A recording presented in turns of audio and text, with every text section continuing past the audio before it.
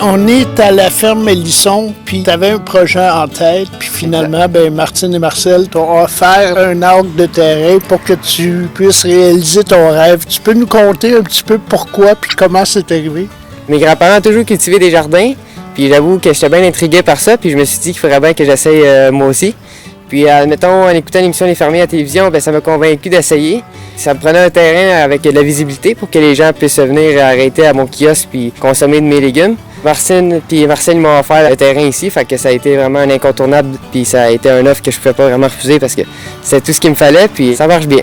C'est une partie de la terre où les bœufs se promenaient avant, donc tu as une terre bien engraissée naturellement. Ça te permet d'avoir une belle récolte.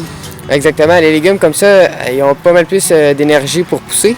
Ça leur permet de prendre du volume puis aussi d'être beaucoup plus productifs sans nécessairement acheter d'engrais chimiques ou quoi que ce soit. Donc, c'est un avantage qui est non négligeable. Tu as une pensée pas mal écologique, si je peux comprendre.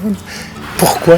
Je pense qu'au Québec, c'est un peu désolant de voir quand on se promène sur le chemin pendant des kilomètres et des kilomètres, de voir à 90% du temps du maïs ou du soya en culture conventionnelle. Puis je me disais que faire autrement, que ça serait une solution autant pour des jeunes comme moi qui veulent démarrer que même pour des grands agriculteurs avec des grandes terres, d'essayer quelque chose de nouveau puis de nourrir les gens au lieu de nourrir des animaux pour nourrir par la suite les gens.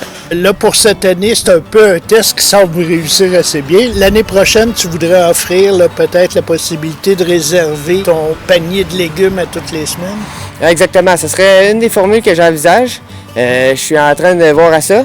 Parce que pour l'instant, je me rends compte qu'avec le kiosque, c'est quand même assez difficile de passer autant grand de légumes. Il y a toujours les banques alimentaires que tu pourras aider à la fin de la saison, si jamais, au lieu de les jeter. Exactement. Là, c'est sûr qu'avant de les jeter, j'ai essayé de trouver bien des solutions avant de faire du compost avec mes légumes, ça c'est certain. C'est un bel exemple pour les jeunes. Puis peut-être qu'un jour, on aura une agriculture clean et respectueuse de l'environnement. J'espère bien, puis je suis bien content de l'entendre. Merci. Merci.